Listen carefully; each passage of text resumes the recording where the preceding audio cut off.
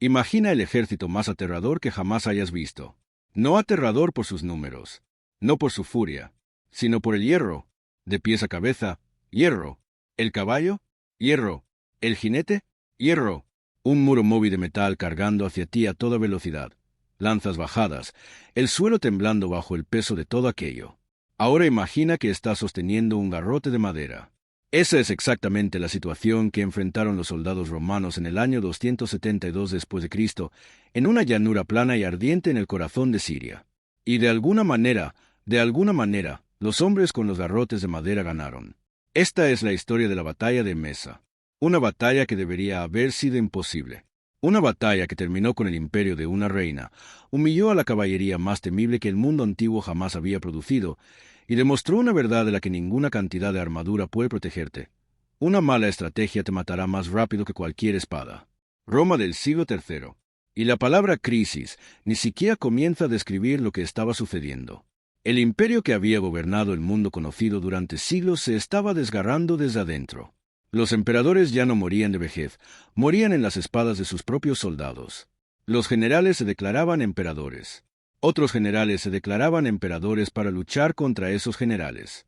En un solo periodo de 50 años, Roma pasó por más de 20 gobernantes diferentes. Algunos duraron años, algunos duraron semanas. Uno supuestamente duró solo unas pocas horas. Las fronteras, cediendo. El tesoro, desangrándose. El ejército, leal a quien les pagara último. Y en medio de todo este caos, muy al este, una ciudad decidió hacer su movimiento. Palmira. Si nunca has oído hablar de Palmira, piénsalo de esta manera.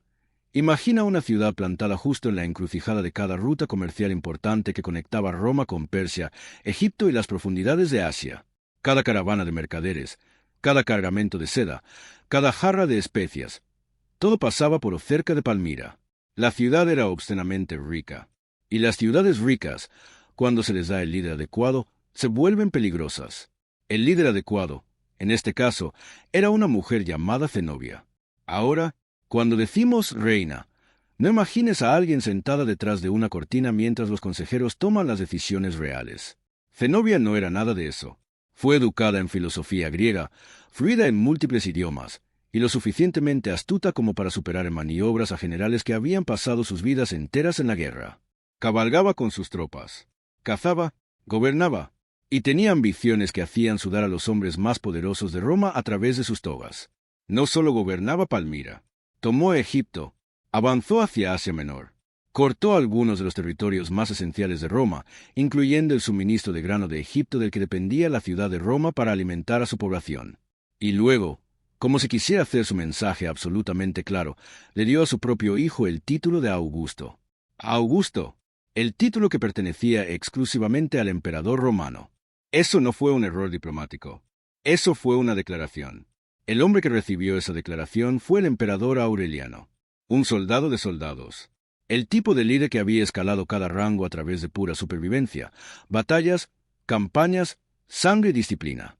No había luchado con uñas y dientes para llegar a la cima del imperio roto de Roma para verlo agrietarse más en el este. Reunió sus legiones. Marchó. Las dos fuerzas chocaron por primera vez cerca de Antioquía, la actual Turquía, en un lugar llamado Immae.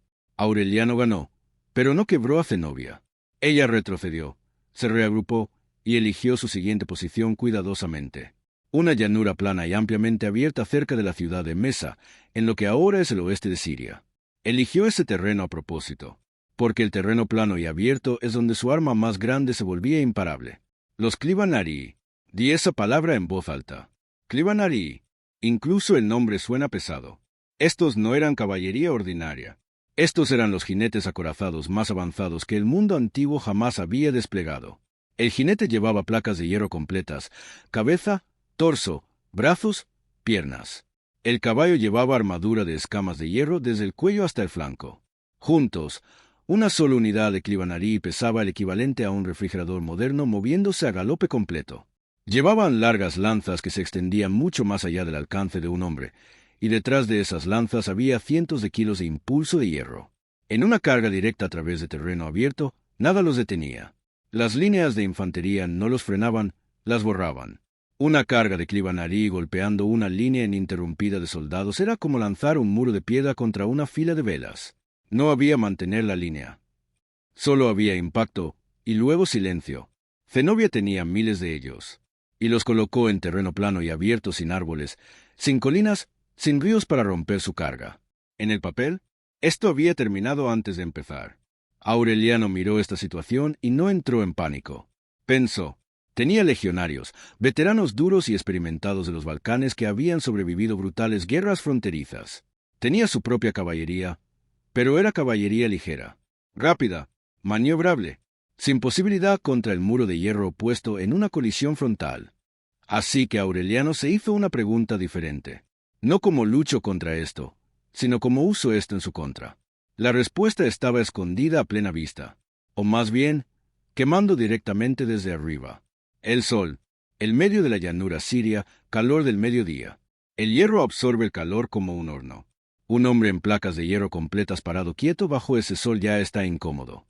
Un hombre en placas de hierro completas, sobre un caballo en armadura de hierro completa, galopando a través de una llanura plana kilómetro tras kilómetro. Ese hombre se está cocinando vivo.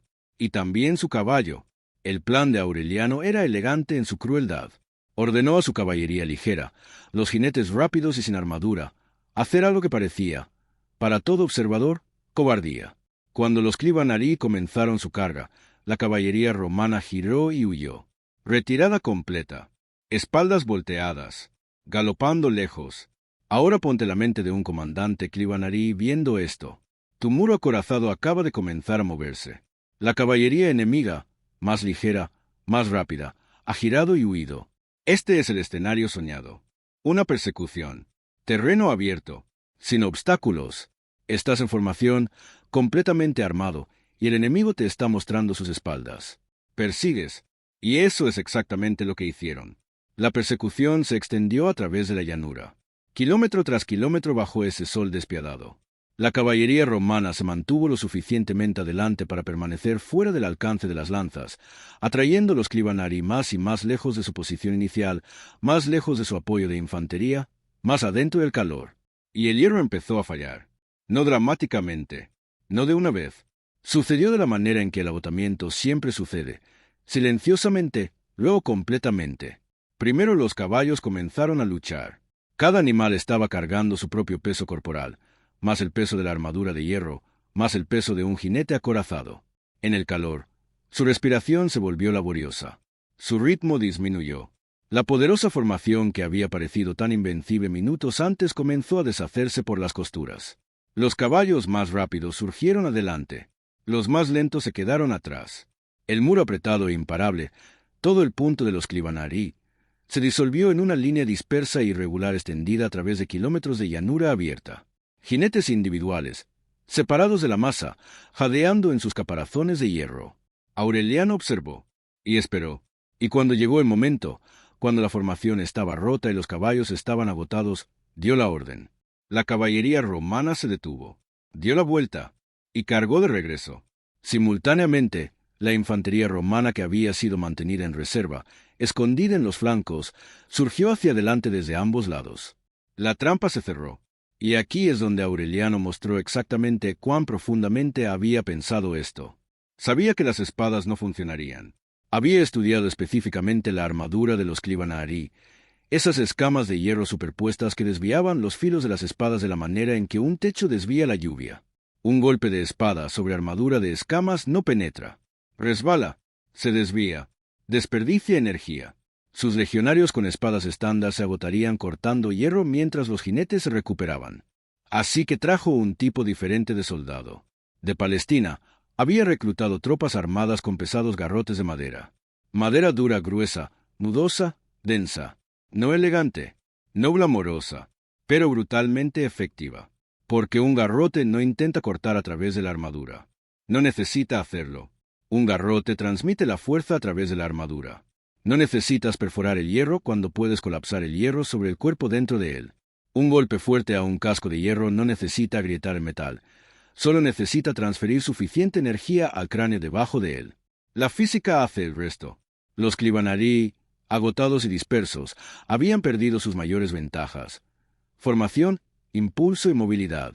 Un caballo que apenas puede levantar su cabeza no puede ejecutar una carga de combate. Un jinete que ha estado horneándose en hierro durante media hora no puede responder lo suficientemente rápido cuando 3 soldados de infantería se acercan desde diferentes ángulos. Fueron arrastrados de sus caballos. Fueron derribados. Y en el suelo, completamente acorazados pero incapaces de moverse rápidamente, fueron acabados.